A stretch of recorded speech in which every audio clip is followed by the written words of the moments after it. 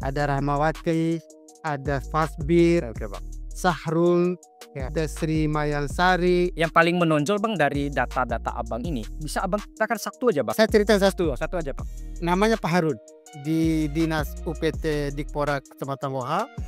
Kesempatannya ini direnggut dan diganti oleh guru. Nah, Di ini saya nakes itu yang punya nilai tinggi bisa tertindas oleh teman-teman yang mendapatkan nilai formasi. Nah, Ompunet memberikan kesimpulan kejahatan ya. Ini adalah sebuah kejahatan ya. Ya wajar ya. teknis pelaksanaan seleksi P3K itu ditemui banyak masalah. Banyak masalah di sini. Banyak masalah. Ya. Selamat datang di Ompunet guys. Kita kembali di podcast Ompunet. Kali ini kita akan membahas isu tentang P3K yang saat ini viral dan juga heboh di Kabupaten Bima. Diduga ada beberapa kecurangan-kecurangan berkaitan dengan P3K. Kita kedatangan tamu kali ini dengan Wakil Ketua 1 DPRD Kabupaten Bima, Bang Erwin. Selamat datang Bang.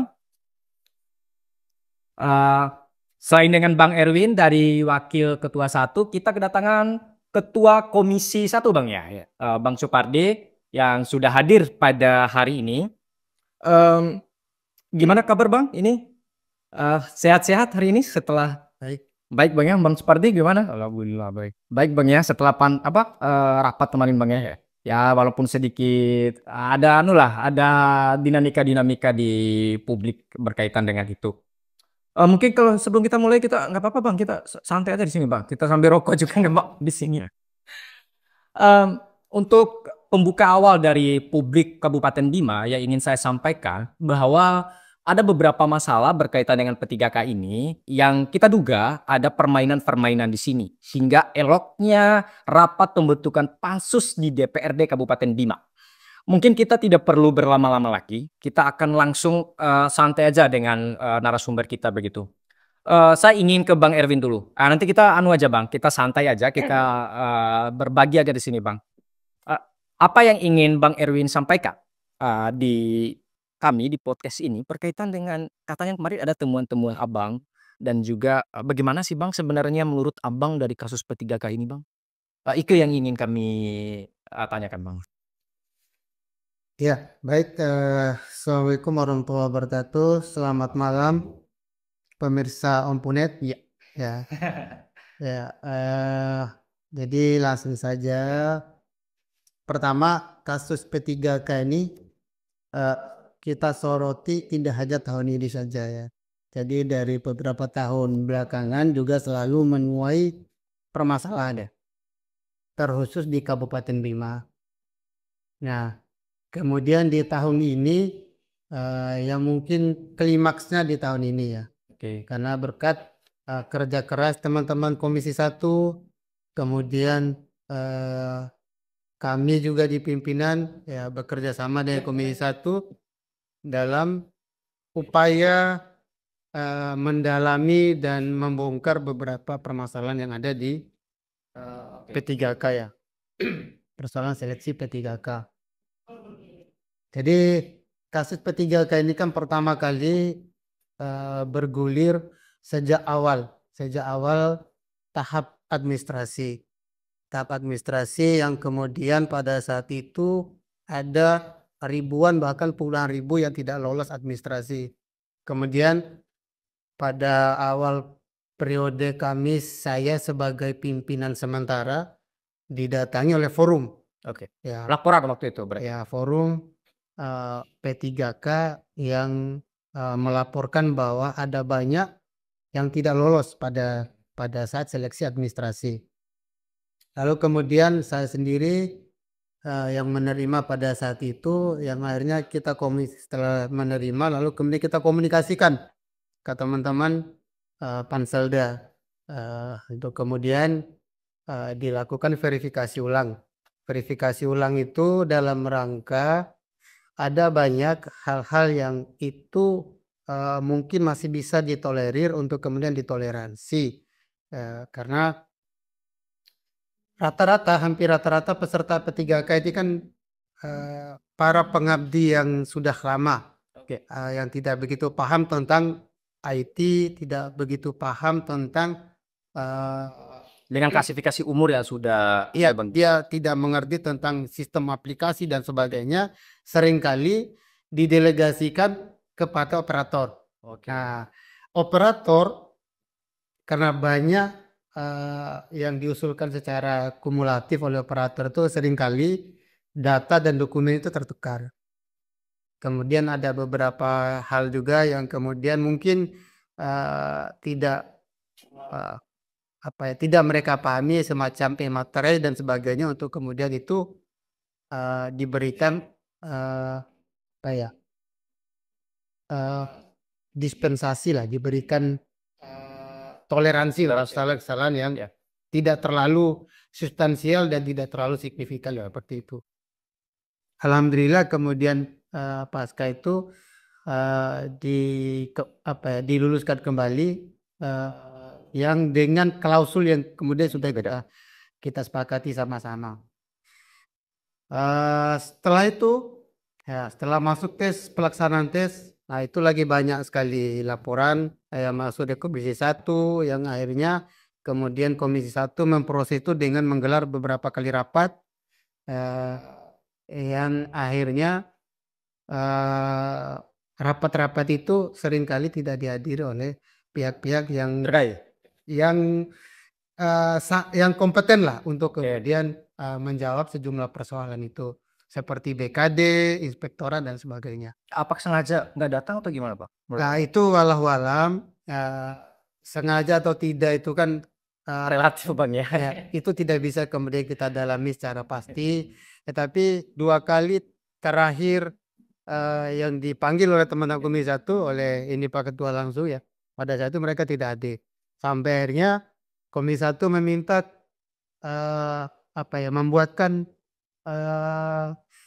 semacam rekomendasi hasil rapat internal mereka, untuk kemudian salah satunya untuk kemudian melakukan konsultasi ke BKN dan Kementerian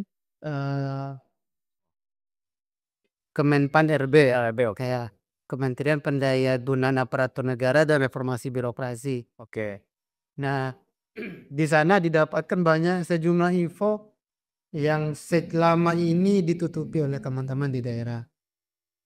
Salah satunya apa, Pak? Salah satunya yang paling krusial untuk publik tahu lah berkaitan Yang paling krusial pertama terkait dengan formasi. formasi. Ya. Oke, Bang. Pertama formasi. Terkait dengan formasi dari laporan teman-teman Panselda, dari teman-teman daerah mengatakan formasi itu ditentukan oleh pusat. Oleh pusat. Ini poin pertama, Bang. Menurut Panselda bahwa formasi ini ditentukan oleh kementerian di pusat. Kementerian Oke, pusat. itu poin pertama. Menurut teman-teman Kemenpa RB, ya, kami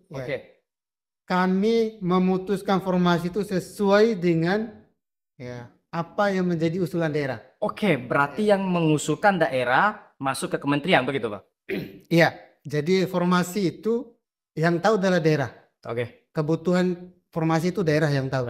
Kapan teman-teman itu untuk berkonsultasi ke kementerian terkait? Pasca gejolak itu. Gejolak gitu ya, berarti bulan yang lalu lah, Pak. Ya, pasca gejolak itu muncul, pasca demonstrasi itu begitu menggeliat di Kabupaten Mima, ya, maka akhirnya teman-teman Komisi 1 menyikapi itu untuk kemudian ke kementerian, yang kemudian difasilitasi langsung oleh saya sebagai pimpinan DPRD pada saat itu ya. Nah, kembali formasi itu menurut keterangan teman-teman Kementerian Pendayagunaan Aparatur Negara dan Reformasi Birokrasi, formasi itu tergantung oleh kebutuhan daerah. Yang tahu kebutuhan itu adalah daerah, bukan kita. Oke. Diajukan 2.000, 3.000, 10.000 selama daerah itu butuh dan punya kemampuan untuk membayar membayar hak-hak calon P3K dan sebagainya, mereka akan ACC semua itu. Oke, ACC-kan semuanya. saya potong dulu di situ, Bang. Kita dapat poinnya bahwa dari hasil konsultasi teman-teman kemarin menyatakan bahwa urusan formasi yang dikirimkan ke pusat itu adalah tergantung apa yang dikirim oleh teman-teman daerah. Ya, apa yang disuruh daerah. Karena yang tahu kebutuhan itu adalah daerah. daerah. Sedangkan dari pernyataan teman-teman dari daerah, dari pihak terkait menyatakan bahwa formasi itu tergantung pusat, begitu Bang. Oke, itu poin yang kita dapat. Nah, kita kembali ke Bang Supadi nih Bang. A- Apa yang ingin teman-teman dari Komisi 1 sampaikan? Karena memang dari Komisi 1 sering didatangi Bang ya, dilaporkan berkaitan dengan masalah ini. Mungkin bisa Abang uraikan Bang berkaitan dengan laporan-laporan itu yang masuk ke teman-teman Komisi 1? Ya. Kami di Komisi 1 seperti apa yang disampaikan oleh pimpinan kami tadi, jenjang awal dan cerita awal kronologis kejadian terkait dengan rekrutmen P3K, mulai dari seleksi administratif sampai dengan pelaksanaan ujian akademik di P3K. Nah, pada saat itu apa yang disampaikan oleh pimpinan itu tidak jauh dengan apa yang kita lihat di Komisi 1. Nah, pada saat itu Komisi 1 mengambil langkah-langkah atas persetujuan pimpinan, yaitu memanggil beberapa pihak terkait, terutama Pak Selda, PKB, ya kita panggil pada saat itu untuk diminta memberikan klarifikasi terkait dengan persoalan-persoalan P3K. Yang antara lain yang kami sorot pada saat itu terkait dengan ketidaklulusan di tahap proses administratif ya. Yaitu kejadian awal itu 1.400 sekian kurang lebih, dan diloloskan kembali sekitar 900-an. Berarti ada yang proses kemarin yang tidak lolos, tiba-tiba diloloskan lagi atau bagaimana Pak? Dengan pernyataan Abang tadi? Bukan. Artinya seleksi administratif kemarin itu ada 1.000 sekian, 1.300 lebih kalau nggak salah. Seribuan sekian yang tidak lulus, tetapi ada teman-teman dari calon P3K meminta kepada kami di anggota DPR Kabupaten Bima. Nah, apa sih yang menjadi syarat mereka untuk tidak lolos di syarat administratif? Nah, pada saat itu bersama pimpinan kami meminta kejelasan dari eksekutif. Dan pada saat itu diloloskan kembali administratifnya kurang lebih 900-an orang. Ratusan orang. Iya, yang diloloskan kembali untuk memenuhi syarat uji akademiknya. Nah, setelah itu kami minta petunjuk ke pimpinan dan Komisi 1 sesuai dengan kesepakatan yang ada di Komisi 1 memanggil pihak-pihak terkait dan kita akan meminta klarifikasi terkait dengan persoalan itu. Nah, tetapi ada yang menarik bagi kami terkait dengan seleksi P3K di Kabupaten Bima. Yang pertama terkait rekrutmen awalnya. Nah, rekrutmen awalnya apa yang disampaikan oleh Kepala BKD bahwa jumlah yang mengikuti P3K itu berdasarkan usulan dari dinas-dinas terkait. Oke. Nah, BKT hanya bisa melakukan masukan ke sistem apa yang diusulkan oleh Dinas terkait. dinas-dinas terkait. Nah, itu yang disampaikan oleh BKD. Nah, pada saat itu kami di Komisi 1 seperti apa yang disampaikan oleh pimpinan tadi, banyak sekali kejanggalan. Kami juga tidak bisa menutupi itu. Berarti Abang di Komisi 1 mendapatkan laporan dari teman-teman itu sepakat bahwa P3K ada masalah begitu Pak? Iya, Oke. secara teknis pelaksanaan seleksi P3K itu ditemui banyak masalah. Banyak masalah. Banyak masalah sebenarnya. Nah, kami di Komisi 1 sebagai mitra kami dengan BKD, dengan Pak Selda, pada saat itu memanggil ke pihak terkait untuk diminta klarifikasi. Dan banyak juga klarifikasi yang menurut kami dan sesuai dengan aduan yang ada dari calon P3K itu bertentangan pernyataan yang disampaikan oleh Kepala BKD pada saat itu dengan apa yang disampaikan kepada peserta pada awalnya. Nah, ini terkait dengan sistemnya. Nah, ada beberapa hal juga menurut kami pada saat itu terkait dengan yang dari Dikes, yang kelulusan kemarin bahwa ada penambahan nilai afirmasinya. Afirmasi, oke. Ini poin penting ini, Pak. Iya, Biar publik juga tahu ya. iya, nilai afirmasi. Penambahan nilai afirmasi untuk syarat kelulusan. Itu syarat Oke, syarat kelulusan di situ. tetapi memang menurut apa yang kami konsultasikan di Jakarta bersama pimpinan juga, bahwa penambahan nilai afirmasi itu adalah peserta yang mendapatkan rekomendasi dari kementerian pada saat itu. Nah, ternyata yang kita lihat terkait dengan syarat itu banyak hal juga yang tidak terpenuhi. Oleh karena itu, nah pada saat itu, nah apa yang disampaikan oleh pimpinan tadi itu memang apa yang menjadi pernyataan dari penyelenggara yang ada di Kabupaten Lima dengan pernyataan Menpan ya Pak Kementerian di sana dengan apa namanya di BKN itu bertentangan sekali. Nah, kalau kita di Kemenpan RB itu hanya memberikan regulasi.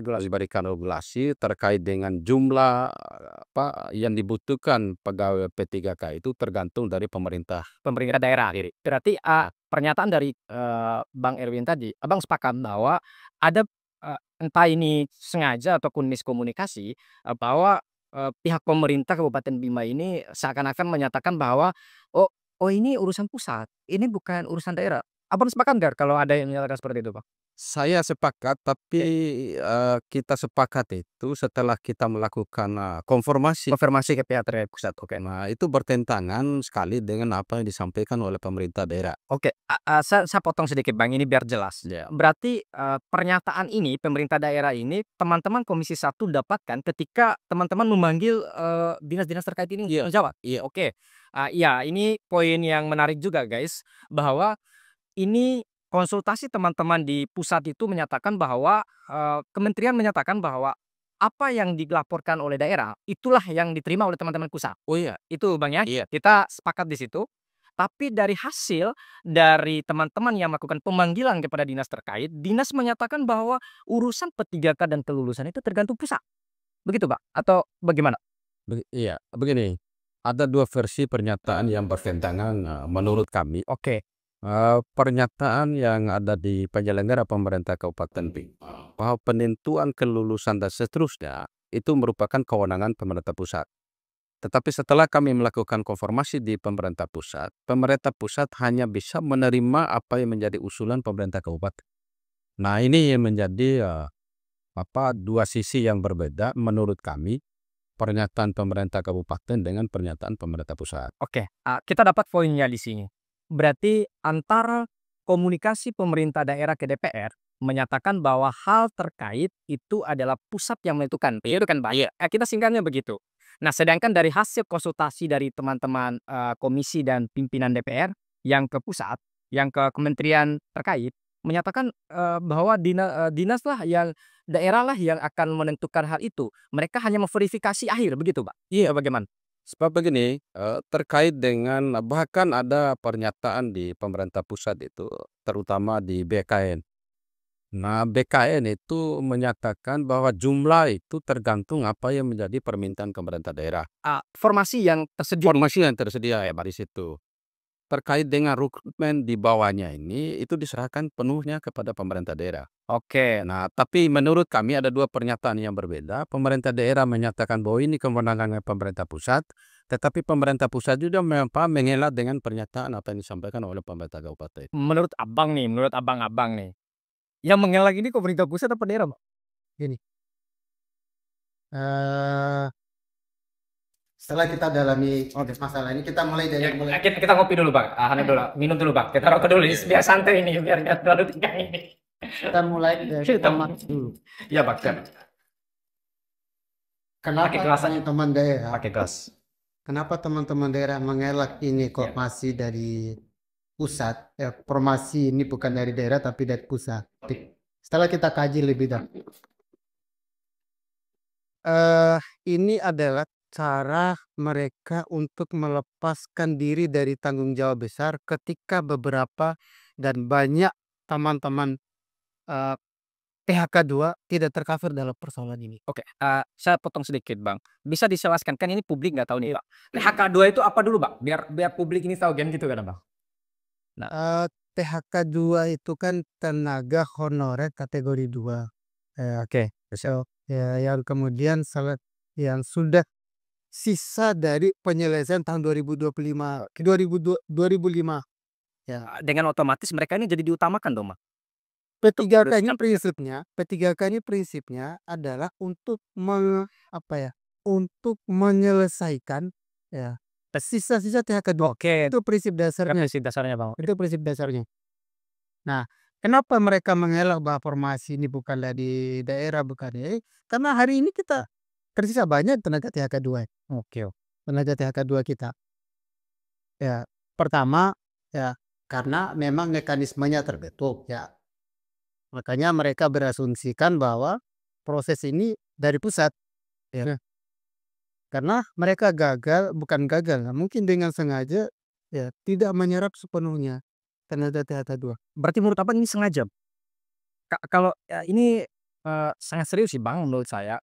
Ini ada kesengajaan atau apa, tapi Abang menyatakan Kalau dilihat dari pola yang kemudian kita ikuti selamanya ya kita katakan, bisa diklaim bahwa ya sengaja. ada upaya kesengajaan ya untuk menyisakan THK 2 ini supaya mereka bisa mengajukan terus formasi Oke. untuk kebutuhan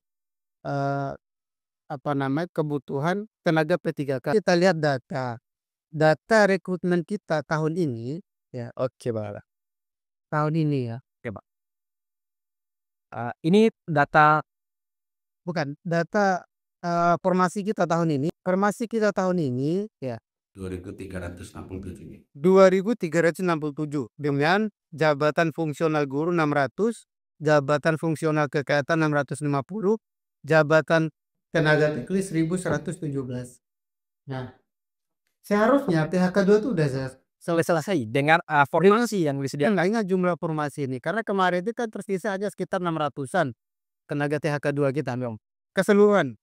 Nah, dengan formasi 2.367 ini seharusnya sudah selesai.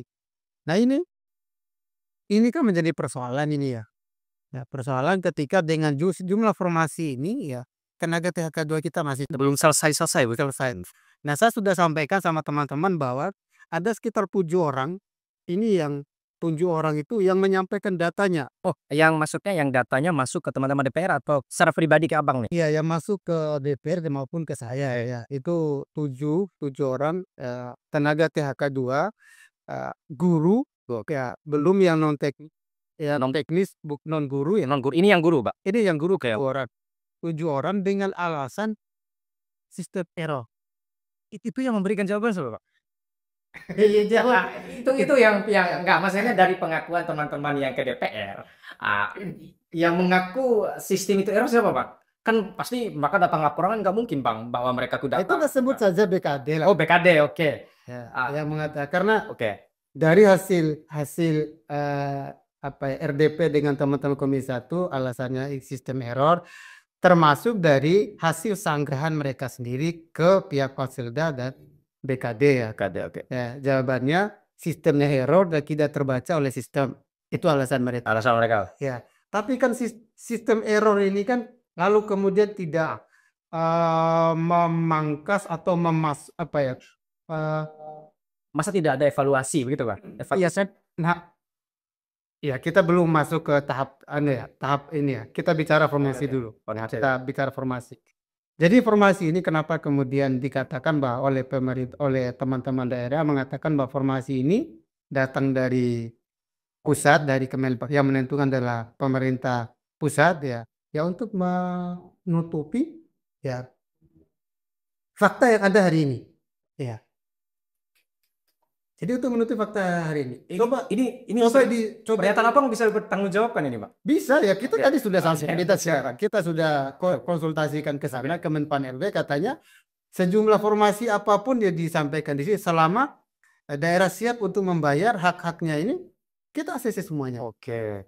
Berarti semuanya ini tergantung daerah, Pak? Daerah. Karena yang paham tentang ini karena yang paham tentang kebutuhan daerah ini daerah.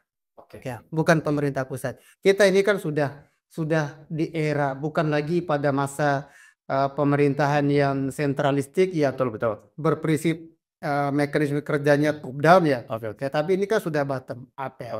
Segala sesuatu mulai dari perencanaan pembangunan itu kan dari bawah, mulai dari musrembang tingkat RT dusun sampai musrembang nasional kan begitu. Ya, seharusnya lebih tertata lah, Pak. Jadi prinsip inilah yang kemudian menjadi kalau dalam terminologi kita di pemerintahan itu kan, pemerintahan kita ini menganut sistem yang apa ya namanya, yang paralel, ya, sistemnya paralel.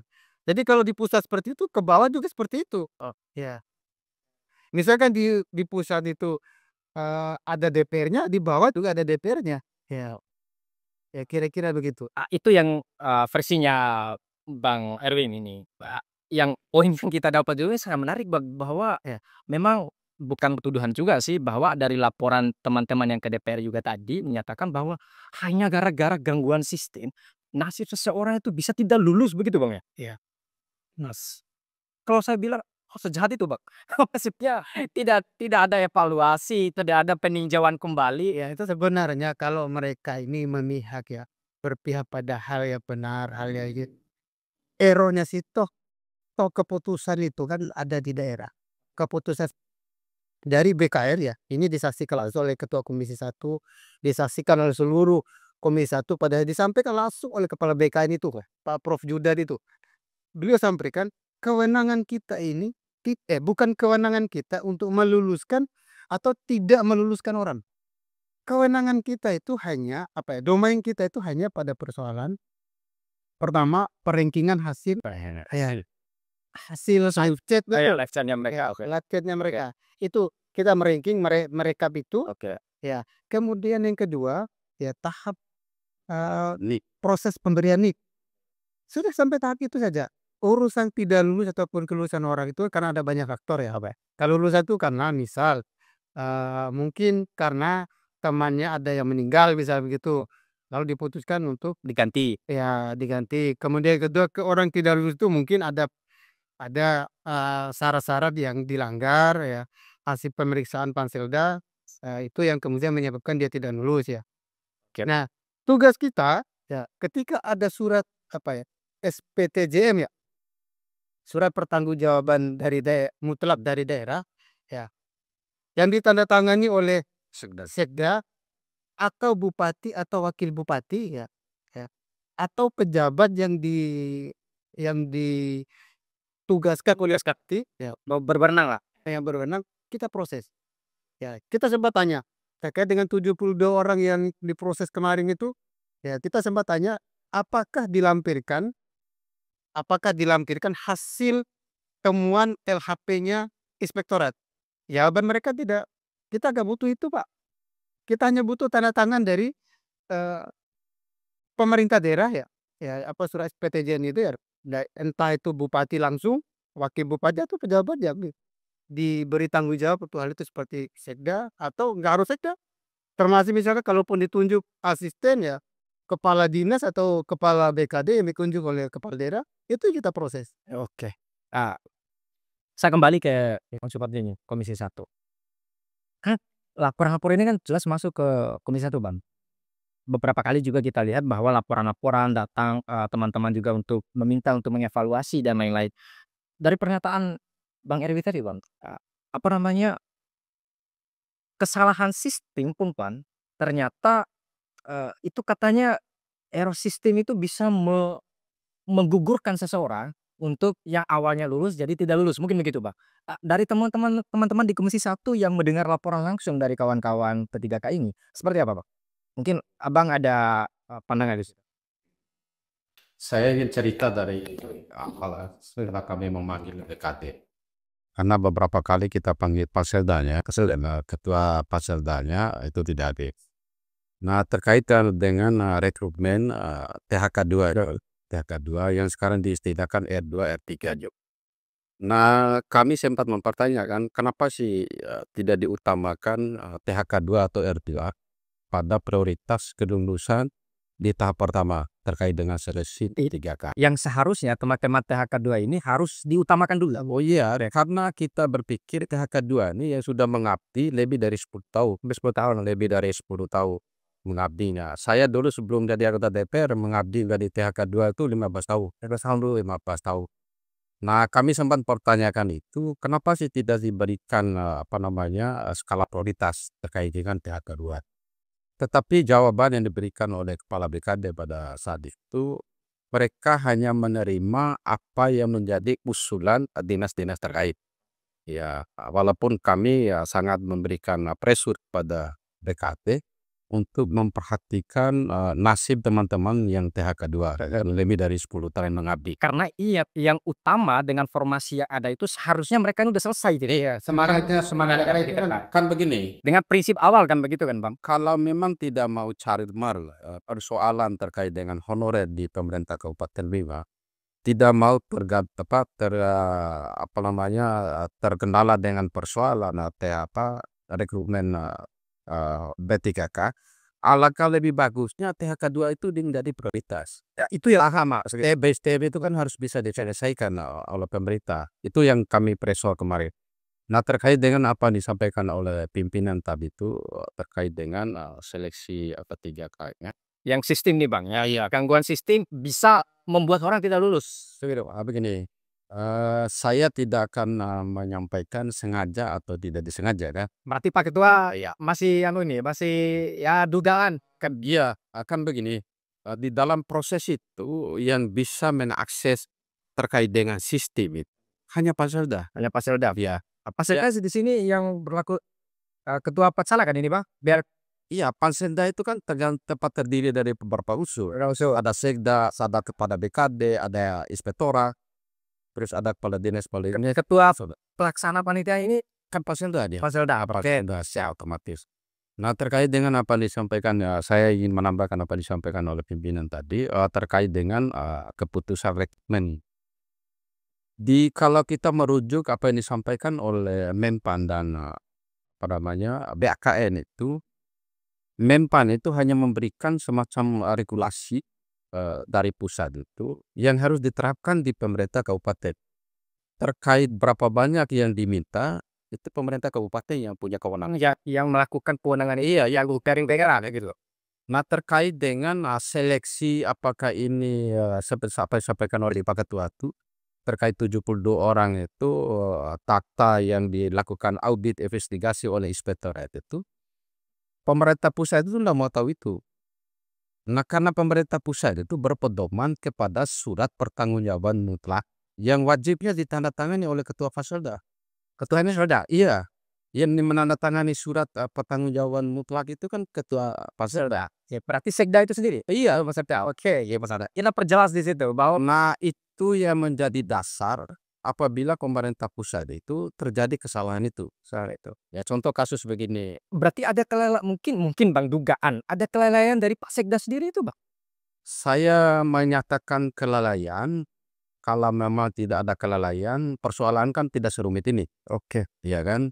Saya juga tidak memberikan justifikasi bahwa itu ada kesalahan, tetapi kalau memang kita berpikir kita secara birokrasi, secara administratif, kalau tidak ada persoalan seperti itu kan tidak ada persoalan yang berkembang di masyarakat seperti ini. Berarti ada titik masalah, ya memang ada rongga-rongga yang memang di sini muncul masalah ini karena ketidaktegasan dan ketidakprofesionalitas dari teman-teman daerah begitu. Begini, menurut amatan kami dari DPR ini, prosesnya yang pertama yang tidak dijunjung tinggi adalah transparansi. Nah, itu yang tidak dijunjung tinggi prosesnya. Tapi kan teman-teman Komisi 1 Bang kalau tidak salah memanggil pihak terkait. Apa memang daerah kita ini tidak sejujur itu ke teman-teman DPR dan Komisi 1 Bang? Begini, Kalau memang tidak transparan nih, masa dengan DPR sendiri nggak mau cerita bagaimana strukturnya, bagaimana kayaknya Bang? nah ketika kita melakukan pressure dengan pertanyaan-pertanyaan itu, nah Paselda itu hanya berklik kepada sistemnya. Iya kan? Berasumsi bahwa sistemnya begitu. Iya, Terpakai dari pusat gitu. karena sistem itu yang bekerja. Bahkan ada pertanyaan kami ya pada saat itu ketika kami melakukan RDP dengan DKD, ketika sistem itu tutup, maka yang punya kewenangan membuka sistem itu berada di pihak yang mana? Nah, jawaban dari teman-teman BKD pada saat itu yang bisa membuka dan menutup sistem itu adalah dari pusat. Dari pusat. Dari pusat. Ini, ini menarik. Kalau kita merunut ke bawah, ke sistem sistem kan tak bisa jalan sendirinya. Oke, jelas. Pasti ada operator dan sistem yang harus dikendalikan kan oleh manusia kalau bicara persoalan itu. Oke. Tetapi ada yang menarik bagi kami, di penerimaan P3K tahun kemarin, kami, sangat menyesalkan juga, ketika kami memanggil untuk melakukan RTP dengan Komisi 1,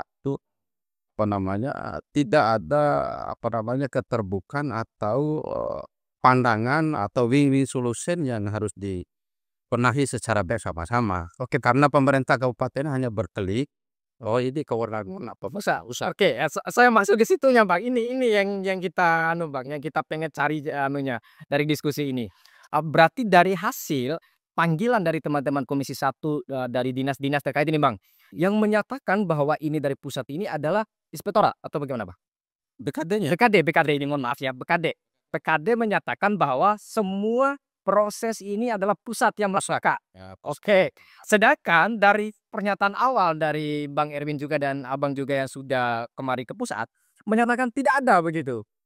iya, Itu daerah yang melakukan begini, gitu. saya juga adalah bagian yang ke pusat. Ke pusat, oke Bang, ya kemarin. Nah, kami, seizin pimpinan bersama pimpinan, kemarin Pak Erwin, sama-sama ke pusat, meyakinkan kami bahwa pernyataan yang ada di yang disampaikan oleh pihak kabupaten ini, bersesuai enggak dengan apa yang pernyataan yang diberikan oleh pusat terhadap Oleh kami. pusat terhadap teman-teman Komisi 1. Ternyata sesampainya kami di sana, pernyataan ini bertolak belakang dengan apa yang menjadi referensi, pernyataan dari pemerintah kabupaten.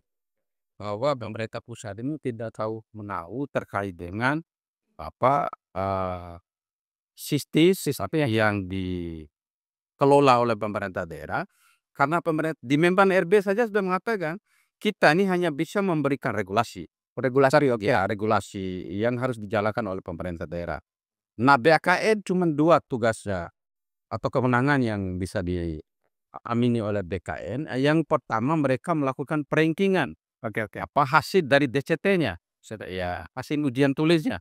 Oke. Nah, yang kedua, BKN itu hanya bisa memberikan penomoran NIP-nya, hanya 2 aja. Tugas mereka di pusat begitu? Iya, di BKN ini kepala BKN langsung. Oh, berarti yang melakukan semua ranking atau segala macam selain ranking itu ya Bang ya dengan, sistem tadi berarti 85% bisa kita anggap bahwa daerah lah yang akan menentukan Menurut kami ya, begitu Bang? menurut kami. Oke, kita dapat poinnya di situ guys, bahwa BKD menyatakan bahwa ini semua kembali ke pusat, begitu kan Bang? Intinya kayak gitu? Iya. Nah, sedangkan dari teman-teman DPR yang melakukan kunjungan ke pusat, itu tergantung daerah, Iya. betul. Ya, bagaimana kelanjutannya seharusnya ada BKD di sini, guys. Tapi BKD ini kita undang nggak hadir ini, bagaimana ini?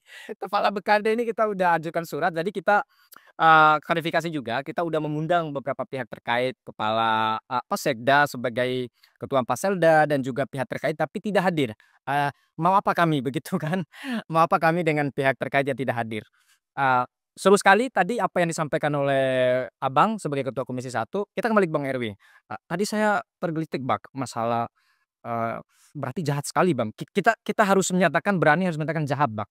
Kalau saya pribadi, kita tidak memihak ke manapun, tapi kita harus menyatakan ini jahat Bang.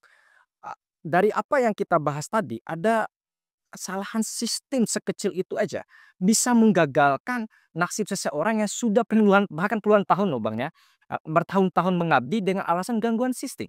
Sedangkan pusat menyatakan itu kan urusan daerah, berarti kan bisa ditinjau sebenarnya Bang, kalaupun tadi gangguan sistem, salah isi aplikasi, atau salah jaringan lah dengan orang, tinggal jauh dari, pusat kota begitu Bang, bisa diberikan kepada kami Bang, apa yang Abang pegang atau apa laporan itu mungkin data ataupun apa yang mungkin, biar publik Bima ini tahulah, apa sebenarnya dari laporan itu biar kita sama-sama cross check nanti Pak, begitu. Gini, saya ingin mengulas yang disampaikan Pak Supardi tadi. Eee, Teman-teman media kan mengikuti ya perjalanan kasus P3K ini ya. Jadi silakan ditelusuri ya, pasca kami ke BKN dan ke Kemenpan RB, ada nggak statement dari teman-teman Panselda atau pihak eksekutif yang mewakili eksekutif atau mewakili Panselda yang membantah pernyataan Komisi 1 atau pernyataannya DPR pada saat sampai hari ini? Belum ada pernyataan resmi? Tidak ada. Tidak ada. Ya, Artinya sengaja didiamkan atau bagaimana Mbak? karena memang ya selama ini ya hal yang kemudian kita dapatkan itu ya selama ini sengaja ditutupi. Ya, sehingga DPR tidak pernah tahu bahwa kewenangan itu ada di daerah. Kewenangan besar itu setiap laporan kepada kita ya sampai kita berada di Kemenpan RB ke BK, kita masih menganggap bahwa mereka lah dalangnya pada saat itu. Ya. Tetapi setelah mendapatkan apa ya pernyataan resmi dari pihak sana ya, kami perselidis ya. Kami sampaikan ke publik, kami sampaikan ke media bahwa inilah fakta ketika kita melakukan konsultasi.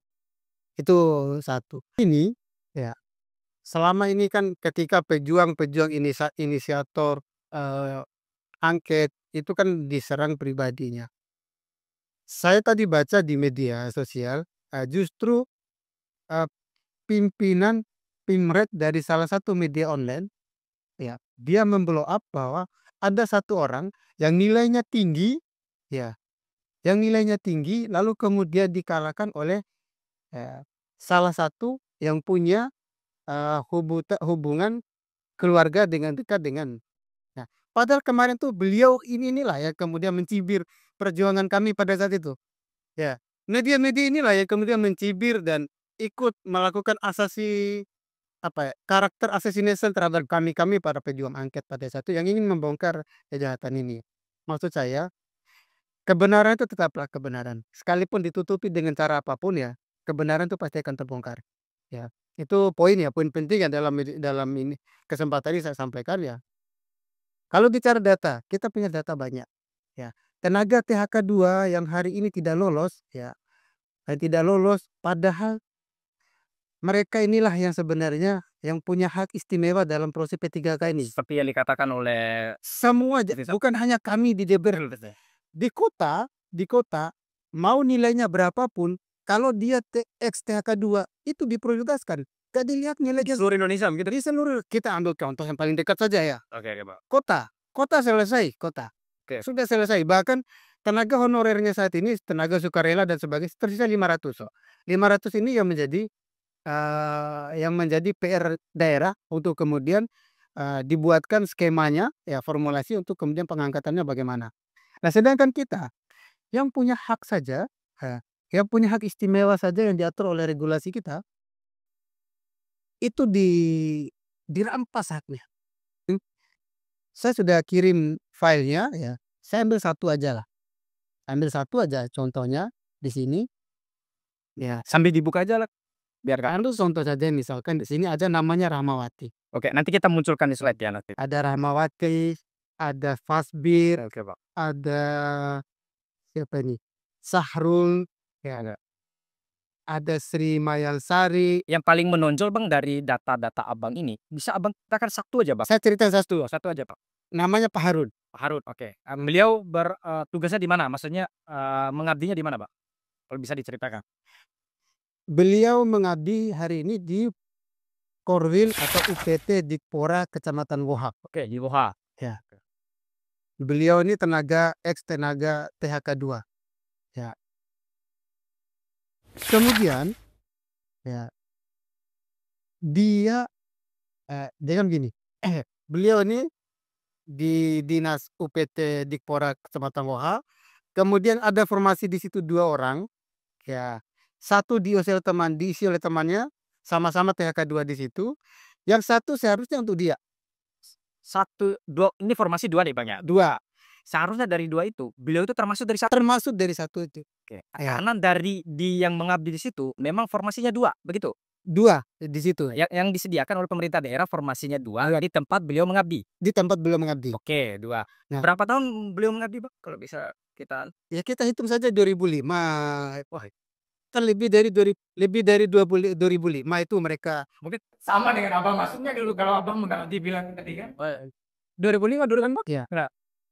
Ini Pak Harun. Wah, itu lama sekali itu, Bang. Ya. Kemudian 25 tahun itu. Kemudian dia ini kesempatannya ini direnggut dan diambil oleh guru. Beliau kan formasinya dapat di apa tadi dinasnya, Pak? Di dinas terkait itu? UPT Dikpora kalau nggak salah. Bukan guru. Bukan guru. Bukan, formasi tenaga teknis ini. Oke, tenaga teknis. Tiba-tiba diganti ke guru. Diganti oleh guru. Nah, ini saya bacakan dulu sanggahannya ini. Yang menggantikan itu atas nama Rahayu. Jadi sanggahan yang pertama ya, bahwa peserta atas nama Rahayu melamar dengan menggunakan ijazah SLTA sederajat pada formasi operator layanan operasi pemerintah Kabupaten Bima, Dinas Pendidikan Kebudayaan Pemuda dan Olahraga, unit penunjang pendidikan, unit penunjang usaha UPTD Pendidikan Pemuda dan Olahraga Kecamatan Wah. Sedangkan yang bersangkutan masih berstatus sebagai guru honorer pada SDN Palisila, Oke. Kecamatan Bolo berdasarkan data di Dapodi pada tanggal 29 Desember 2024. 29 Desember 2024 ini beliau masih terdaftar Dapodiknya di SDN Palisila. Jika yang bersangkutan memilih formasi operator layanan operasional dan menggunakan ijazah SLTA, maka tidak memenuhi syarat sebagai tenaga teknis karena tidak memiliki masa kerja. Itu dari data yang dikajikan oleh teman-teman kan Bang? Iya. Nah. Jadi ini data Dapodiknya ada. Oke, data Dapodiknya ya. Data Ini Dapodiknya nanti kita munculkan di layar nanti. Ya, saya sudah kirim juga ke Om Punet kemarin itu ya. Nah, inilah bentuk-bentuk kecurangan ya, bentuk-bentuk ya. Kalau kita mau berprasangka baik ya, tugas DPR ini kan memang diamanatkan untuk berprasangka buruk deh. Karena itu kan tugas pengawasan kita ya. Kita diberikan kewenangan ya untuk mencurigai setiap proses ya. Ya, apalagi prosesnya sudah seperti ini ya. Berarti gini Bang, kan dari 2005 ya seperti dikatakan oleh Abang tadi, beliau Saya belum cerita yang lain ini. itu kita satu dulu Bang. Ya, kita kunci satu dulu nih Bang, ini menarik sebenarnya kita kunci satu ini Bang. Maksud saya, berarti Bang, teman-teman yang merasa ada kecurangan dan lain-lain ini, apakah sudah melakukan prosedural seperti yang Sudah, ini sudah sanggahannya ini. Disampaikan ke inspektorat, Inspektorat? disampaikan ke Panselda, ya. Oke. Sudah disampaikan ini. Oke. Surat sanggahannya ini. Oke, nanti kita akan buka data kedua Bang. Ya. Mungkin saya kembali ke Abang nih, di Pak Bupati, berkaitan dengan ini. Ini data kan Bang, mungkin udah masuk ke teman-teman juga, data-data yang dikirimkan ke DKR juga kemarin Pak.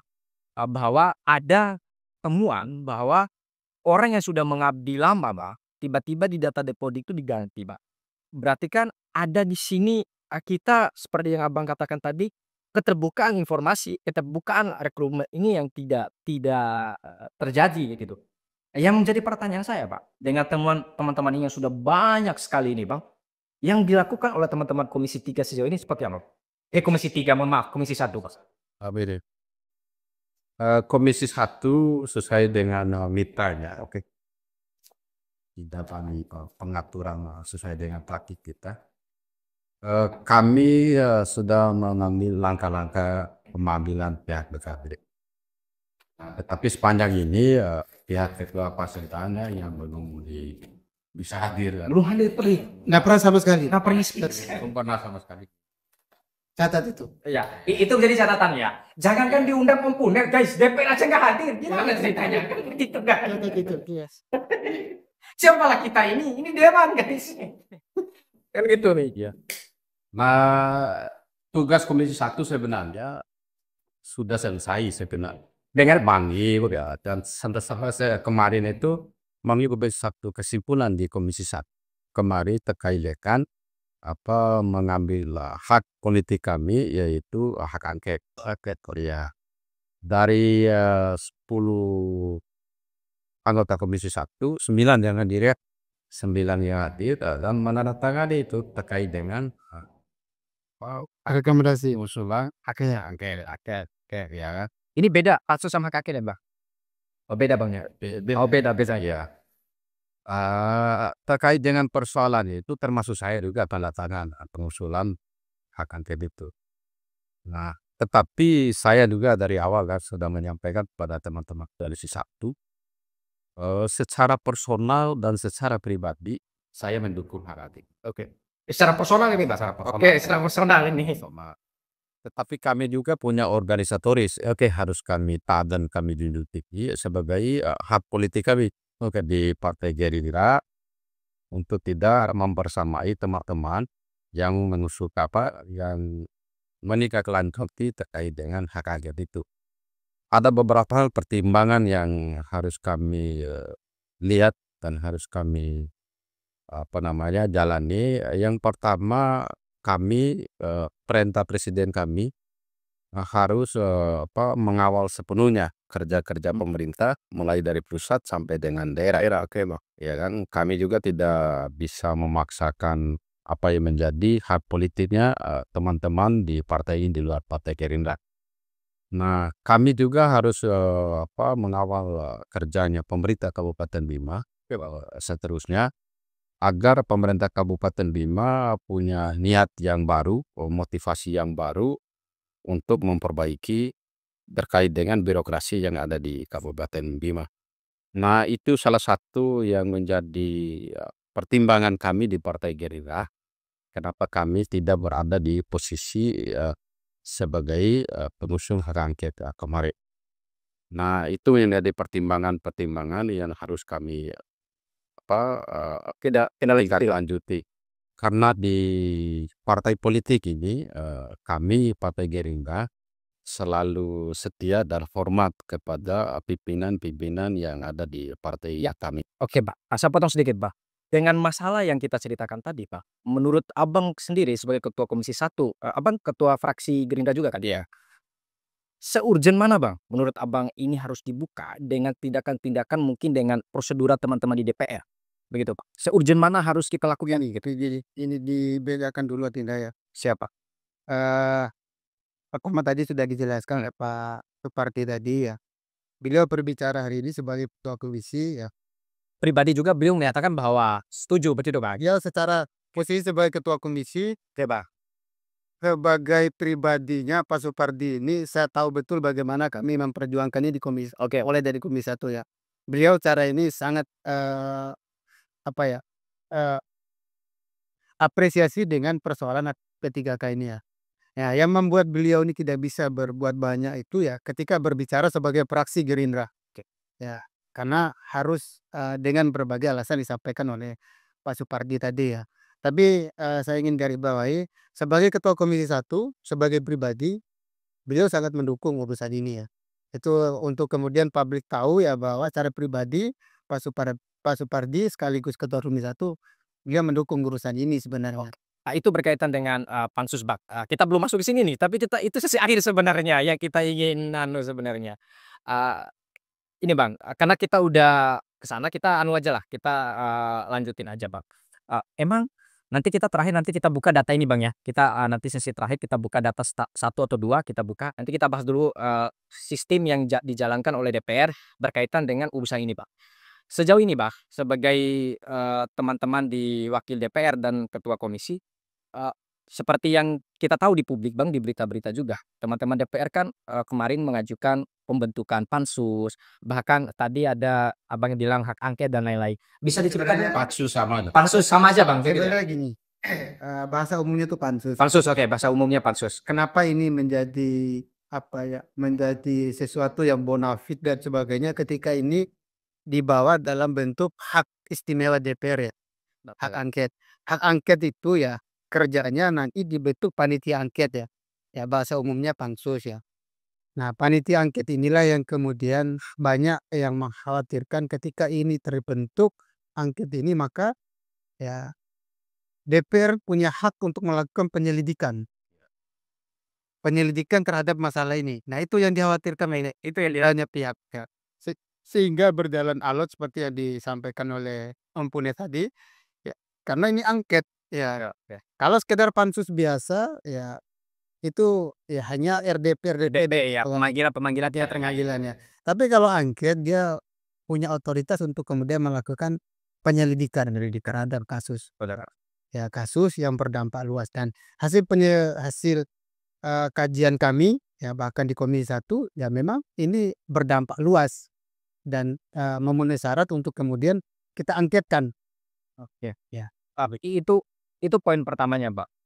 Kalau prosesnya, Bang, bagaimana? Kan DPR sudah melakukan beberapa kali, rapat kan, Bang. Yang sejauh ini yang dilakukan oleh DPR berapa kali, Bang? Udah berapa kali rapat sih ini, Bang, urusan ini untuk teman-teman DPR ingin menggali lebih jauh urusan ini dengan pansus itu sendiri, Bang? Belum. Kalau pansus belum ya. Sejauh ini kan proses ini bergulir di Komisi 1 ya. Jadi gini Belum ada titik terangnya Pak berarti? jadi gini, komisi itu dia punya kewenangan yang terbatas. Terbatas, Ya, oke, Pak. kewenangan komisi itu hanya pada pemanggilan, dinas-dinas yang menjadi mitra kerjanya saja. Jadi itu ya, jadi dipahami bahwa komisi itu dia punya mitra kerja dan pemanggilan itu hanya bisa dilakukan, eee, ya memanggil mitra kerjanya saja. Kalau misalnya Tujuan pimpinan. Soal pimpinan, oke. ya, atau pertujuan ya. Oke, Bang. Sedangkan, kalau pansus ya, itu dia bisa memanggil ya, dia bukan lagi ya semua pihak-pihak terkait bisa Berarti, dipanggil. seperti yang Abang bilang tadi penyelidikan itu biar Ya, kalau angket itu lebih dasar lagi, ya tidak hanya sekedar memanggil, oke. ya Dan memeriksa. dia bisa memeriksa Konsekuensi hukumnya bagaimana, Bang? dan itu akan berdampak hukum kalau ditemukan ada dampak hukum yang ada pelanggaran hukum ya. Oke. Kalau bisa saya tambahkan, Oke, Bang. hak angket sebenarnya atau pas angket adalah hak DPR yang sangat krusial. Karena di hak angket itu ada 2 poin yang kalau memang itu benar-benar terjadi. Poin pertama di dalam audit investigasinya nanti penyelidikan bahkan penyelidikan bisa supaya mendapatkan satu keputusan dan akan memberikan rekomendasi ke aparat penegak hukum. Itu terkait pidananya. Terkait kesalahan administratifnya, itu bisa direkomendasikan ke BKN ya. BKN ya, ada 2 titik yang sangat krusial di hak angket ini. Yang pertama ketika ditemukan kasus pidananya. Oke, unsur pidananya. Unsur pidananya itu akan bisa direkomendasikan oleh pansus itu ke aparat penegak hukum. Oke ya, siap. Nah, yang kedua kalau memang terjadi kelalaian secara administratif itu bisa disampaikan ke BKN dia. BKN. Iya, dan resistensinya sangat tinggi sekali. Oh, berarti, Iya. itu, berkaitan dengan fungsi dan, apa namanya, sejauh mana, dari tadi angket, pansus dan lain-lain itu bergerak kalau seandainya ini terbentuk. Kalau seandainya terbentuk kan, Bang, ya. Iya. Nah, berarti prosesnya di DPR seperti apa, Pak? Apakah, pembentukan pansus ataupun angket ini, bergulir seperti apa begitu, Pak? Kalau kalau bisa dibagikan ke kita. Eee, saya sih tidak terlalu tertarik bicara tentang angket itu sekarang nih ya. Ya, saya lebih, tertarik ya bahwa bagaimana, hal-hal yang ditemukan oleh DPR hari ini, ya itu bisa menjadi rekomendasi ya, bisa menjadi catatan semua pihak ya untuk kemudian dilakukan perubahan ke depan itu. Jadi dan kita tidak boleh juga, apa ya, fakta yang didapatkan hari ini itu mengendap ya, begitu saja. Ya, karena Harus ada ujungnya, betul. paling tidak ya orang-orang yang hari ini secara jelas dan terang ya hak-haknya kemudian diambil atas dasar kelalaian hari ini ya oke lah kelalaian sistem dan sebagainya, ya itu kan harus ada pertanggungjawaban ya. Oke, oke, Pak. Minimal ada solusi terhadap orang-orang ini ya. Orang-orang yang seharusnya katakan ex-THK 2 ini yang menjadi prioritas ya. Lalu kemudian hari ini, ya mereka diambil formasinya oleh orang ya. Ya seperti tadi saya ceritakan kasusnya Pak Harun. Pak Harun ini sudah jelas-jelas dia ini tenaganya THK 2, kemudian formasinya ada di tempat beliau mengabdi sendiri ya. Lalu diambil oleh orang lain yang bukan Haknya lah. bukan haknya, bukan tempatnya lah di situ. Bahkan itu dari tenaga teknis, itu guru yang masuk. Guru yang masuk ya. Kalau ditelusuri ya silakan ditelusuri. Juga sampai hari ini ya dia masih terdata sebagai dapodiknya sebagai guru. Masih terdata di datanya. Masih terdata ya. Bayangkan Desember 2024 masih terdata ya. Sedangkan rekrutmennya itu kan awal Desember ya, bulan-bulan itu ya. Tiba-tiba Kemudian masuk namanya begitu. ya kemudian ya ada tenaga-tenaga THK 2 guru ya. Yang di situ ada 3, 4 orang THK 2 di situ diisi oleh orang lain yang non THK 2 ya. Nah ini kan sudah melanggar, eee, apa ya, melanggar aturan, menabrak aturan ya, menabrak prinsip-prinsip dasar ya dari terselenggaranya, sistem seleksi P3K ini ya. Nah kemudian ada kasus juga salah satunya yang saya sebut tadi itu ya, yang sering kali mencuat di media ya kasus Nunung dan sebagainya itu. Nah itu orang nilai tertinggi di Kabupaten Bima ya, lalu kemudian digantikan, oleh orang yang pengabdiannya lebih rendah ya, Dari masalah nilai ini, Bang? nilainya paling rendah, masa pengabdiannya juga Lebih pendek, lebih pendek dari dia. tiba-tiba itu yang lulus? Tiba-tiba itu yang lulus ya. Kemudian ada lagi orang lagi nih ya, pada saat dia lamar di Rumah Sakit Umum Sondrosia misal. Oke. Ya lalu ketika Ini kasus kasus, dengan nama siapa aja, Bang? Kalau biar biar biar nanti kita tampilkan di layar kita supaya memang publik oh itu bisa. ndak saya kirim di anu itu, Iya, Pak. ndak saya kirim di Ompunet itu. Ya tapi beberapa kasus yang sama ya. Yang ini kita membicarakan tentang carut marutnya, perekrutan P3K ini. Ada lagi, dia melamar di ini, namanya Antian, Ya, oke, Bang. ya Antian. Ini dia melamar di Rumah Sakit Umum Sondrosia. Oke. Nah, ketika pengumuman kelulusan, ya, digeser posisi dia nih. Dia di situ nilai tertinggi, dibawa ke Rumah Sakit Umum. Yang nilainya itu kalau dibawa ke sana dia tidak memenuhi syarat tidak masuk. Ya. Apa konfirmasi? Apa konfirmasi ke pihak. Ya kalau konfirmasi kan ditahu sama orang ya. Ya. Ini kita bicara permainan di balik rekrutmen ini ya. Sejumlah carut marutnya persoalan rekrutmen P3K ini ya. Oke, oke, oke. Ya. Ada banyak kasus ya, PHK 2 dan termasuk ada PHK 2 palsu. Tadi yang disampaikan oleh Pak Supardi, ada berapa banyak yang digagalkan oleh kita yang kemarin itu yang nilai afirmasi itu. 14. Ya, 14 orang yang punya nilai afirmasi. Iya, Pak. Ini menarik, Bang. Mungkin diperjelas sedikit, Pak. Yang masalah yang, rumah sakit kabupaten, dia sebenarnya formasinya di sana kan? Sama-sama kabupaten. Kan kita penyedia rumah sakit nih, penyedia rumah sakit nih ya. Salah saya di Sondrosia, Pak. Ya, yang satu rumah sakit Sondrosia, tiba-tiba ditarik ke di rumah sakit RSUD Unung ya, tiba-tiba di sana dia formasinya dipadukan dengan teman-teman yang nilainya lebih tinggi. lebih tinggi. Akhirnya tidak lulus. Tidak lulus. Seharusnya kalau tidak dipindahkan bisa lulus dengan nilai yang teman-teman di Sondrosia. Nilai tertinggi. Sama deh kasusnya Pak Harun ini. Kasusnya Pak Harun ini. Ya, ketika dia lolos di nomor 2 di situ ya, Oke. ya, ditarik orang yang lebih tinggi nilainya, tapi dalam celakanya mereka ini mereka tarik dari guru. Ya, itu celakanya mereka ini. Kelihatan Ya, sekali. kelihatan sekali ya. Bagaimana ceritanya tenaga teknis Ya, ditarik dari guru, kan gitu, Pak? guru ya. Nah, kan gini prinsipnya tidak ada kejahatan itu yang sempurna. Ya, kalau kita bicara ya, ya tidak ada kejahatan yang sempurna ya, yang kemudian direkayasa secara sempurna. Ya mungkin inilah bagian-bagian kalaupun ada yang membongkar mungkin banyak yang kasus-kasus seperti ini, hanya saja ini yang berani Buka ya. ini yang berani berani speak up, berani melapor. Oke, oke. Itu Bang yang ingin saya sampaikan. Bisa tambah sedikit dari Pak Rudi. Oke. Kalau memang kita mau jujur kan, Oke, Bang. mau jujur, yang lebih menarik itu yang di Nakes itu. Nakes. Kayak di Nakes. Yang tadi diceritakan oleh Bang Herwi. Di Nakes itu yang punya nilai tinggi, ya kan, bisa bisa tertindas oleh teman-teman yang mendapatkan nilai afirmasi. Nah, sedangkan regulasinya itu, kalau bicara regulasi, mereka juga kan sekarang menjadi temuan inspektorat itu yang mendapatkan nilai afirmasi di Nakes itu kan dibatalkan, ya kan, kalau mau Berarti udah ada yang dibatalkan? iya, 14 orang kan sudah dibatalkan. Nah, diambil kembali orang-orang yang punya nilai tertinggi tanpa nilai afirmasi. Informasi, oke. Nah, pertanyaan kita sederhana saja. Dasar apa yang membuat mereka itu memberanikan diri menambah nilai afirmasi?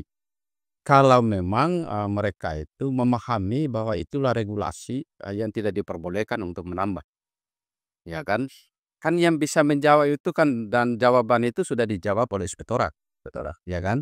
Menganulir kembali 14 orang yang lulus yang ditambah nilai afirmasinya, kalau mau bicara itu. Tetapi ini semua persoalan ini sebenarnya kita juga anggota DPR ini sebenarnya kalau memang dibutuhkan, ya kan, kita akan menjelaskan itu semua. Tetapi kami juga tidak juga apa namanya, apa disampaikan oleh Pak Ketua tadi itu, tidak lagi apa namanya, tidak lagi hobi lagi terkait dengan angket, ya kan? Ini saya datang Bang. Iya. Perlu saya perklarifikasi Iya. nanti di akhir ini. Iya. Kenapa tidak menarik lagi Ah, hak angket ini? karena begini, semua kita ini punya niat yang sama. Oke. Bagaimana Bima ini ke depan ini akan menjadi Bima yang lebih baik, alias Bima yang bersih, dan Bima yang bisa menyelesaikan semua persoalan. Nah, terkait dengan persoalan-persoalan apa yang disampaikan oleh Pak Ketua tadi, pikiran kita anggota DPR sebagai representasi dari rakyat, bagaimana caranya hak-hak orang itu tidak bisa dijolimi, ya kan? Karena Akan diperjualbelikan. ya, tidak bisa dijolimi karena tindakan-tindakan di luar apa yang menjadi kewenangan dan regulasi. Nah, itu yang menjadi titipan harapan kami, dan kami juga sebenarnya sekarang ini mencoba, saya dari fraksi Gerindra mencoba mendorong pemerintah ini, bagaimana pemerintah mengambil satu sikap yang jelas, mengambil sikap yang transparan untuk memperbaiki sistem birokrasi yang ada di Kabupaten Bima ke depannya. Oke, ya. Nah, ini menjadi harapan kita semuanya. Oke, itu kita sepakat, Mbak. Kita sepakat bersama bahwa yang pertama kita sepakat bersama di sini bahwa P3K ini banyak masalah, begitu, Mbak. Bahwa banyak sekali masalah, banyak miskomunikasi antara beberapa pihak, mungkin bukan ya, kalau kita kejahatan ini, Pak, yang sudah diatur sedemikian rupa sehingga mengorbankan nasib beberapa orang. Saya tertarik dengan tadi Adinda bilang kejahatan. Nanti kita biar publik yang menilai sama-sama. Saya ingin dalami kasusnya Nunung. Oh iya, kita kembali ke nonton di sana. Ya, saya ingin dalami kasusnya Nunung. Jadi pada saat pemeriksaan kan dipanggil semuanya. Ketika ada sandahan itu kan dipanggil ya. Oke, Pak. Ya, termasuk paling dipanggil itu kan dimintai keterangan itu kan instansi mereka mengabdi itu. Oke. Di instansi itu baik oleh kepala puskesmas yang lama maupun kepala puskesmas yang baru itu dipanggil. Panggil, oke, Pak. Disampaikan bahwa sesuai dan bahkan mereka memberikan surat pernyataan yang ditandatangani langsung oleh beliau. Kita sudah saya kirim juga. Sudah nanti. Ya, surat pernyataan kepala puskesmas dan sebagainya. Itu sudah disampaikan semua oleh pihak puskesmas bahwa siap bertanggung jawab ya atas Apa yang mereka keluarkan? itu. Ya. Kalau yang satunya kita tidak bertanggung jawab. Ya, karena kita juga tidak tahu dia masuk pendataan non ASN itu dari mana. Berarti Yang lulus ini, begitu. yang lulus ini ya, itu disampaikan. Nah, saya juga kirimkan ke teman-teman Unkunnya tadi hasil investigasi kami ke tempatnya langsung untuk memverifikasi langsung data dan informasi yang kemudian kami dapatkan. Nah, itu dan dinyatakan sama ya oleh kepala puskesmasnya. Oke. Dinyatakan sama. Nah, kalaupun Om Punyat memberikan kesimpulan kejahatan ya, ini adalah sebuah kejahatan ya, ya wajar ya. Karena memang rentetan fakta bukti yang kemudian kita dapatkan di lapangan ya menyatakan hal yang sama. Oke, itu poin yang kita harus pahami bersama teman-teman bahwa dari kita bisa merangkum sedikit bahwa memang sebegitu semrawutnya kita ini perekrutan P3K ini, Bang. Apalagi ini kan berkaitan dengan anggaran negara kan, Bang, ya. Yang seperti katakan tadi bahwa THK 2 dan segala macam yang harus diutamakan, tapi tiba-tiba masih ada beberapa orang atau kan puluhan orang yang belum lulus begitu. Itu poinnya, Bang. Kita kembali nih, Bang, sedikit. Kalau bicara tidak menarik lagi nih, Bang, ya. Kalau Abang bilang tidak menarik lagi masalah pansus ini, Bang. Kan ini terlanjur heboh, Bang, di masyarakat. Kendalanya apa sih, Bang? Kalau bisa kita ceritakan di apa namanya, warganet ini. Kendalanya apa gitu loh, Pak? Kayaknya berat sekali kita ini, Bang. Gitu ya. Terkait bergulir ke hak angket ini, memang prosesnya agak panjang. Agak panjang, Bang. Ya, prosesnya agak panjang dan prosesnya agak rumit. Persoalannya kan persoalannya di DPR ini adalah dinamika politik ya yang begitu, kalau boleh saya katakan begitu tinggi. Ya, tinggal. Tinggi tetapi dinamis, kita di DPR itu sangat dinamis. Tapi perbedaan itu adalah hal yang wajar karena itu sistemnya demokrasi. Nah, terkait dengan masalahnya angket ini, sebenarnya kami di fraksi Gerindra bagaimana caranya persoalan-persoalan ini ke depan ini supaya agak lebih baik, ya kan. Karena hak politik fraksi Gerindra sebenarnya kami juga tidak bisa mengamini apa yang menjadi hak politiknya partai-partai lain, ya karena ini sikap politik. Karena pada prinsipnya kami Presiden menginstruksikan ke kami, ke kader, bahwa kita ini harus mendorong dan membantu sistem pemerintahan yang ada sekarang mulai dari pusat sampai dengan ke daerah. Nah, tugas DPR sebenarnya untuk melakukan pengawasan sistem yang dilakukan oleh pemerintah ke depannya agar lebih baik dari yang sebelumnya. Karena masyarakat menginginkan bagaimana Bimas ke depan bisa sejahtera, bagaimana Bimas ke depan ini bisa kalau bahasa kasar bisa jujur, ya bisa adil, bisa merata dan mengamini hak-hak orang yang menjadi haknya, ya kan, tidak berspekulasi kita karena kepentingan di sana sini sehingga kita mengabaikan menjadi hak-haknya orang. Nah, pada prinsipnya kami juga tidak bisa juga masuk dalam ruang teman-teman yang menginginkan hak angket, tetapi itu adalah hak politiknya dan masing-masing teman-teman yang ada di sana. Oke, Bang, saya potong sedikit, Bang. Ini perlu diklarifikasi juga, Bang, Ya. karena saya juga hadir waktu itu, Bang, dengan teman-teman Unpunet waktu teman-teman DPR waktu itu rapat dan begitu, Bang. Saya tidak melihat ini, Bang, ini perlu diklarifikasi. Kenapa? Karena kami juga jujur, Bang, ya, dari segi medianya kami takut juga untuk menulis, Bang, ataupun memberitakan tanpa ada verifikasi resmi dari teman-teman Gerindra begitu, Bang. Ya. Bahwa di situ saya tidak melihat teman-teman Gerindra waktu itu, Bang. Waktu beberapa menentukan itu, hadir itu. Itu asumsi publik di media sosial dan segala macam itu sangat liar sekali, Bang, begitu. Nah, mungkin Abang sebagai ketua fraksi bisa mungkin kenapa, Bang, kira-kira, atau memang teman-teman Gerindra mungkin masih mengevaluasi dulu, masih mengkaji dulu, atau memang tidak setuju dengan dibentuknya hak angket ini, Pak? Begini, pada saat rapat paripurna itu di dalam rapat paripurna kemarin fraksi Gerindra tidak hadir. Oke. Karena fraksi Gerindra pada saat itu ada kegiatan partai yang tidak bisa kami tinggalkan, ya kan, tidak bisa kami tinggalkan dan teman-teman yang hadir pada saat itu yang namanya kegiatan partai ya itu berada di atas segala-galanya. Masa tidak ada perwakilan walaupun tidak mengindahkan apa yang menjadi hak-hak rakyat yang harus kami penuhi di sana. Masa tidak ada perwakilan betul, Pak? 1 atau 2 gitu? Karena kegiatan fraksi ini bukan hanya satu orang, harus wajib semua fraksi yang Oke, oke, Pak. Berarti menurut Abang nih, harus maksudnya ketidakhadiran teman-teman di situ tidak ada unsur politik apapun untuk menolak dan menerima dan segala macam, tapi memang murni kegiatan partai, begitu? Iya, karena kami pada saat itu adalah kegiatan partai, kami juga bukan berarti kami ini adalah merasa benci terhadap teman-teman, bukan seperti itu.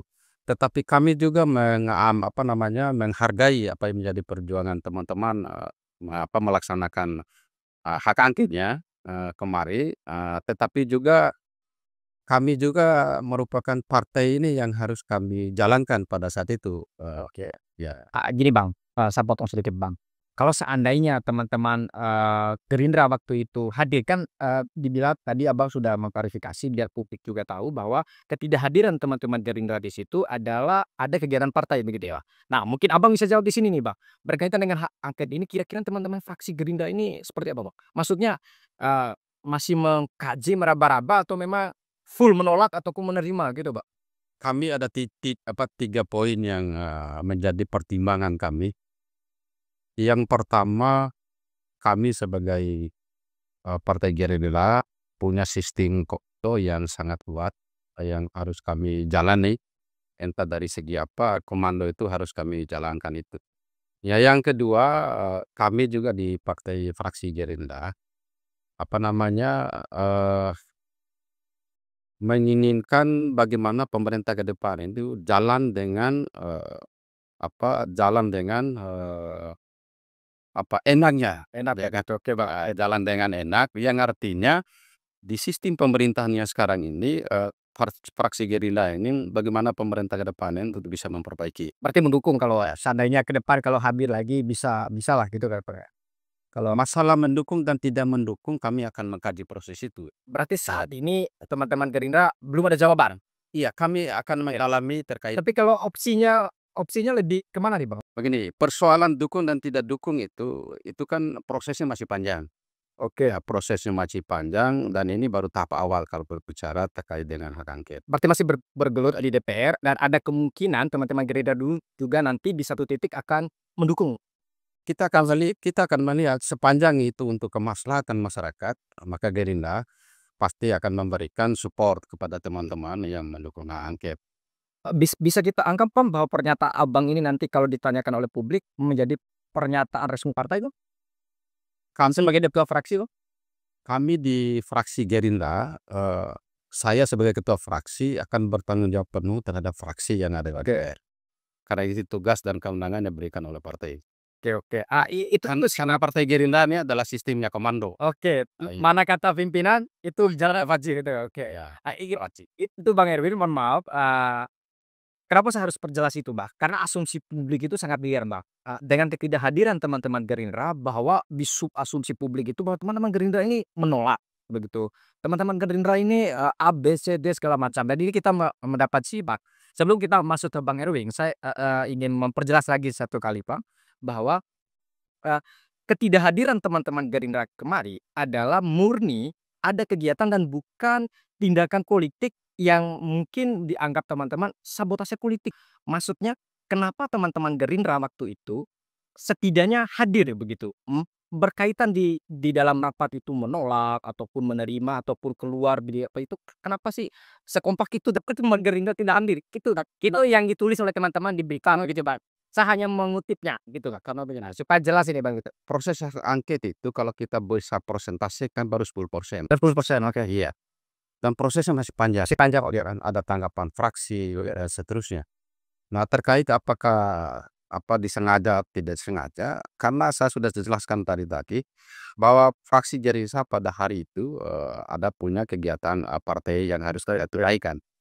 Ya, tapi kalau memang teman-teman juga yang mendukung, ya kami meyakini dan mengamini, ya kan, tidak ada tendensius bagi kami untuk melakukan sabotase bahwa proses angket itu tidak bisa dilaksanakan. Karena proses ini masih panjang. Oke. Kami masih mengamati dan menganalisa apa sih ya sekira-kiranya yang terbaik buat masyarakat dan terbaik buat pemerintah Kabupaten Bima ke depannya. Oke, kita akan kawal Bang, berkaitan dengan itu. Setidaknya dari Abang sudah melakukan jawaban, memberikan jawaban kepada publik bahwa, sesungguhnya berkaitan dengan hak angket itu, Gerindra masih terbuka, masih berproses lah begitu kan Bang ya? Ya. Masih panjang Dinamika politik politik masih berjalan. Kita masuk ke sesi akhir nih Bang, kita masuk ke sesi akhir. Mungkin dari data tadi kita udah dibuka Bang, Abang Erwin sebagai wakil ketua 1, ini kan di publik muncul terus Bang. Maksudnya muncul tuh di sini menjadi bahan pemberitaan akhir-akhir ini muncul dan segala macam. Yang ingin saya perjelas di sini, Abang ingin ya berkaitan dengan ini sejauh mana perjuangan teman-teman DPR termasuk dari Bang Erwin dan, fraksinya Abang untuk hal ini, apa yang ingin Abang sampaikan untuk membuka hal ini kalau seandainya nih Bang ya, kalau seandainya sebelum berproses ke hak angket dan segala macam yang masih panjang nih lah. Apa yang ingin Abang sampaikan? Di kita di fraksi P3 memang dari awal ya, dari awal, sudah mengadvokasi masalah ini ya, dengan teman-teman Komisi 1 ya. Dan mungkin perbedaannya dengan teman-teman yang lain seperti Pak Supardi atau pimpinan yang lain, saya agak sedikit independen ya, karena di samping pimpinan dewan, saya juga ketua partai. Sehingga sedikit independen, untuk bisa, bebas dan agak lepas memperjuangkan apa yang menjadi permasalahan rakyat hari ini. Itu poin penting ya. Lalu yang kedua, saya ingin membentuk karakter partai P3 ya. Fraksi P3 ini ya memang tidak hanya slogan saja ya, bergerak bersama rakyat dan, menjadi prinsip partai kita sebagai partai yang menegakkan amar ma'ruf nahi mungkar ya, itu tidak hanya sekedar slogan belaka, tapi benar-benar diaplikasikan dalam kerja-kerja kita sebagai, anggota dewan ya, sebagai, pejabat-pejabat publik, yang punya sedikit kewenangan untuk mengawal dan mengadvokasi masalah-masalah kerakyatan. Harapan saya sih sebenarnya, bicara tentang angket ini kan perjuangan panjang ya, melakukan konsolidasi dengan teman-teman sampai akhirnya terkumpul 6 fraksi, itu kan sebuah proses panjang yang kemudian saya lakukan, meyakinkan teman-teman fraksi ini bahwa ini ada masalah besar dalam dalam proses rekrutmen P3K kita. Dan saya, urusan ke hukum dan sebagainya itu, eee, tidak ada, apa ya, bukan ke sana tujuan saya. Tujuan saya itu, tujuan kami itu pengennya kita ada perubahan, ada perbaikan dalam tata kelola rekrutmen kita ini ya. Contoh misal, persoalan P3K ini kan tidak hanya di tahun ini saja, hampir setiap tahun. Saya ini kan 5 tahun di Komisi 1. Ya, jadi setiap tahun itu kita selalu menemukan hal-hal seperti ini. Hanya saja mungkin saya tidak punya kewenangan lebih pada saat itu untuk mengagendakan rapat, untuk mengagendakan pertemuan dan sebagainya karena anggota biasa. Nah, kebetulan saya di pimpinan dewan dan ada keresahan besar ini lalu kemudian ditopang oleh teman-teman Komisi 1 yang punya juga harapan yang sama untuk kemudian membuka tabir selama ini yang sangat tertutup rapi, sangat sistematis ya. Lalu hari ini mulai terbongkar. Nah, harapan besar saya ya, dan kekhawatiran besar saya, ini terjadi selanjutnya. Ambil contoh saja, ini rekrutmen tahap 2 ya, gelombang kedua ini. Sampai hari ini belum ada, eee, apa ya, informasi lebih lanjut. Penjelasannya belum ada. Belum ada, habis tes kalau kemarin tes tahap pertama, habis tes paling tidak ada hasil rekapan nilai Gimana nilainya? ya, Oke oke. ini nggak ada. Nggak ada. Oh. Nggak ada sama sekali. Keterbukaan informasinya Keterbukaan full, nggak ada. tidak ada sama sekali ya. Nanti belum lagi pada saat seandainya nanti ada rekrutmen P3K paruh waktu. Indikator-indikatornya itu apa? Ya, oke. Ya, sedangkan beban kita untuk mengangkat orang ini kan masih sekitar belasan ribu nih, bahkan mungkin 20.000 ini. Ya, masih 20.000 lebih nih ya. Beban kita untuk lalu kemudian secara payung hukumnya, secara ini kita bicara payung hukum itu, yang tidak lolos tahap 1 kemarin, itu harus di P3K-kan paruh waktu. Kalau melihat pendataan kemarin, ada 13.000 ya, yang data pegawai non ASN, 13.000. 13.000 itulah yang ikut tes tahap 1 itu. Satu. Oke. Ya, sedangkan formasinya hanya 2.300 sekian, ya, masih tersisa 11.000. Aduh. Nah, lalu kan diangkat 11.000 ini kan tidak mungkin ya. Pasti kan diangkat 1, 2, lalu indikatornya apa? Ya, apa indikatornya? Lalu, mereka membuat klasternya itu apa? Berarti tidak ada kejelasan berkaitan dengan klaster yang seperti Abang sampaikan tadi. Nah, itulah kenapa kemudian ya kita menginginkan, eee, angket ini berjalan. Paling tidak ya ada, apa ya, upaya kita untuk memutus mata rantai ini. Ya, Itu perbaikan. untuk perbaikan ke depan. Nah, hari ini ya ketika pansus ini tidak berjalan, ini tidak berjalan, nah ada bom waktu lagi yang siap untuk bergejolak lagi nih. Ini apa kayak Tes gelombang kedua ini. Ya, seakan-akan kita saya menganggap ini. Kita ini terlalu menggebu-gebu rekrutan, tapi masalah yang tadi kita bahas tadi belum kita selesaikan begitu. belum diselesaikan. Seakan-akan ini kan seperti dibiarkan Bang begitu. Dibiarkan begitu berarti kalau saya kembali ke teman-teman tadi singkat aja Pak, sebelum kita kembali ke closing statement, eee, teman-teman di DPR kalau Abang pribadi sebagai wakil ketua HAPTU dan fraksi partainya Abang, angket harga mati Bang untuk masalah ini atau gimana? Kalau saya solusi yang terbaik untuk membongkar persoalan ini dengan angket. Angket, oke. Dengan angket ya. Untuk membongkar dan untuk perbaikan ke depan. Ketika kita sudah menemukan terlepas apapun ya, terlepas kita berbicara konsekuensi dari persoalan ini ya, itu hal lainnya. Tapi paling tidak upaya kita untuk kemudian membenahi dan, memberikan apa ya, input yang baik kepada pemerintah daerah ya dengan cara angket. Ya itu satu, lalu yang kedua, kan harus ada upaya untuk mengembalikan hak-hak orang-orang ini ya, orang-orang ini ya. Hanya dengan jalan itulah kita bisa merekomendasikan orang-orang yang masuk dengan proses yang salah, ya melabrak mekanisme, melabrak aturan, melabrak prosedur, itu bisa diselesaikan. Ya, ya urusan semua kita ini ada konsekuensinya. Ya tapi paling tidak kan, ya ini kan kasihan tuh. Nah kalau nasib orang-orang ini yang seharusnya diamanatkan dalam peraturan ya perundang-undangan itu kan Hak-haknya harus dia. ketiga ini harus diselesaikan. Ya sekarang hanya gara alasan sistem segala ini kan alibi saja sebenarnya.